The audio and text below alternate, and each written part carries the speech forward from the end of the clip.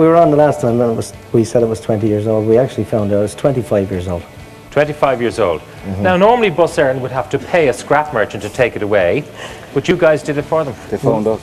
They found you instead. I mean, when you look at it, it had done how many hundreds of thousands of miles? Oh, God only knows, Pat. It was on the go day and night, I think. Yeah. Day and night. It was in pretty bad shape. I mean, it was fit for the scrapyard, oh, absolutely. That's where it was heading. Yeah. That's where it was heading. It was decommissioned, you see, so that was heading for the scrapyard. Yeah. The inside was very good, but the outside... The inside was bad, but the outside was very good. So, like as a machine, it was okay, yeah. but it was strong enough, yeah. Very strong. Yeah. So what did you do to it? A lot of things. Don't ask me. Well, first of all, we got it sprayed. It got sprayed by a guy, Aidan Doyle, in Port Arlington, and he sprayed the outside of it.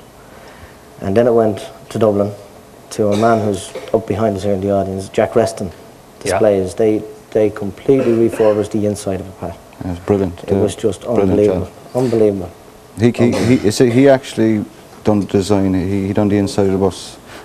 We had ideas, but he came up with ideas himself, and it was brilliant. You know? Okay, now you had great adventures. You actually drove it from here to Bosnia. Well, we didn't actually drive the bus. We weren't that foolish. But someone did. We gave it to him. You drove it. There was 4 drivers. Sir. 4 drivers. This is the team of drivers. Yeah. You had quite a few adventures, I'm told, along the way. I mean, what was it like, say, going up over the Alps? Oh, beautiful.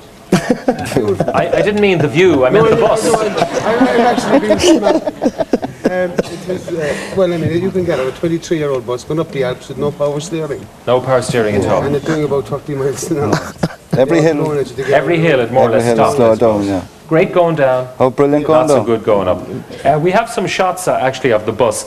And I know that you had various things going wrong. There was this picture of a fella underneath the bus. What was he trying to fix? Yeah, he's fixing a drive shaft. That was John Dusty up there. Down at the end. Yeah. John Furlong. Take a bow, John. Yeah, he was under the bus. Power as well. The fellow with the bell down. They're now, 2 of them are under fixing the drive shaft. John Furlong is now known as MacGyver, and that's his apprentice at the end there.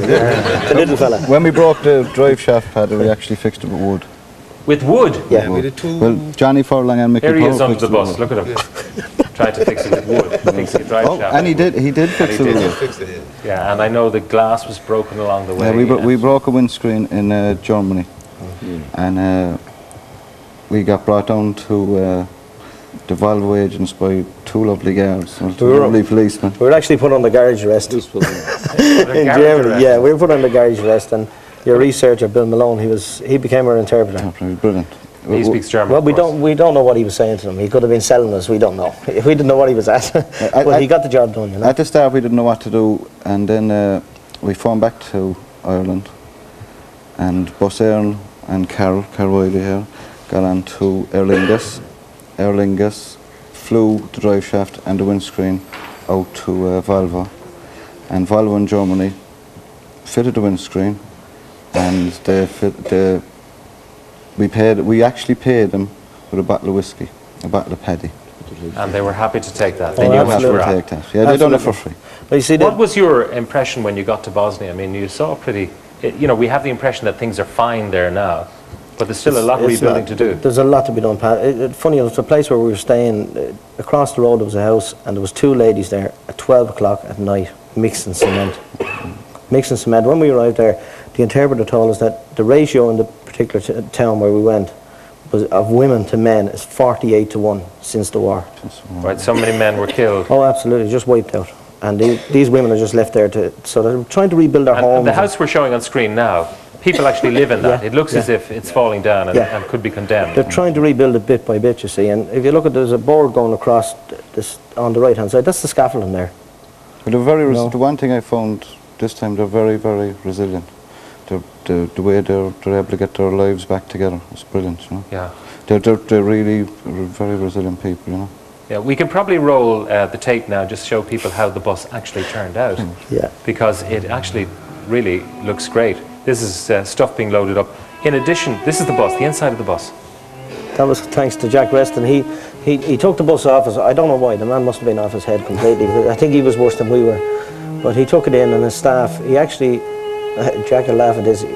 We call him a slave driver. He actually had a pregnant woman working on the bus as well. He done it all. He done it all for free. Everything. It was all for free. It was just donated everything inside in it. What is the role of the bus now in Bosnia? Well, it's going from area to area now as a play school. When we got to the Croatian border, which was it was Croatian-Slovenian border, the guy, the director from the school, met us at the border with Carol and his group, and the guy, we brought him to tears when he got into the bus. He couldn't believe the inside of the bus. But further to that, Waterford Hire gave us a generator, gave it to Michael Power and Little MacGyver, and when he found out I had the generator, he just couldn't believe it.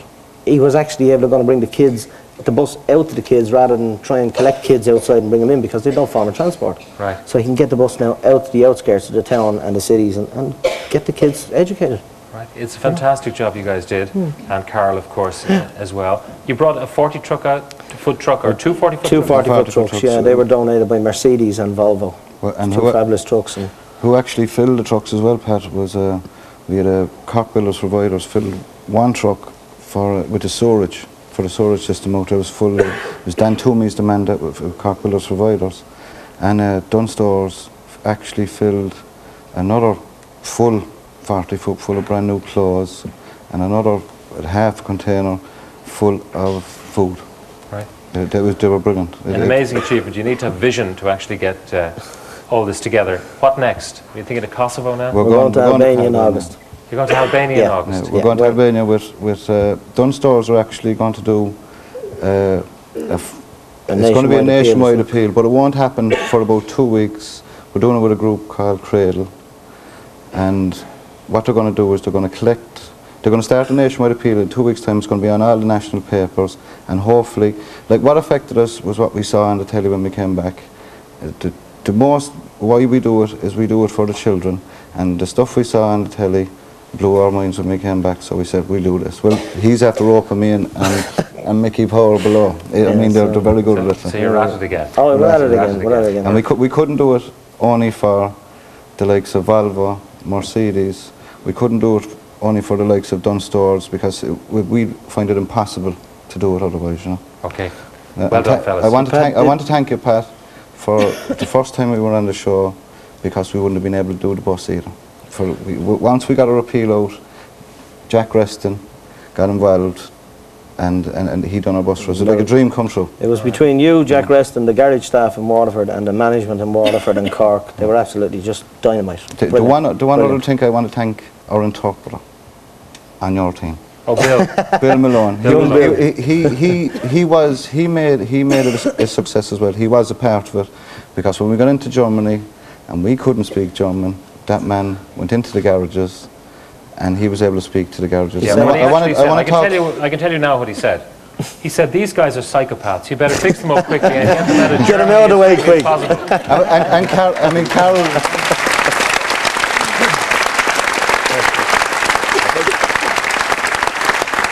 We have to thank the ladies who spent many cold nights, long hours, all through the winter in the warehouse, packing and sorting stuff. It was backbreaking. And also Grandin's of Fermoy. Carl, you were in charge of all that sort of thing. Grandin's of Fermoy gave us Fiat Scudo Combi in Nato. It was a beautiful passenger carrier, and it conveyed the spared. You know, the bus drivers that went over, they had to get back, so we took them back. And it was Irish Commercials gave us the Volvo, and Motor Distributors gave us the Mercedes, the 2 lorries. Look, it was a fantastic operation. Could I just say one thing? One last thing. My mother-in-law watches this show all the time, and she's very, very ill at the moment. Right. And I just want to tell her that I love her. She's the best mother-in-law in the world, and I hope she gets better soon. All right, okay.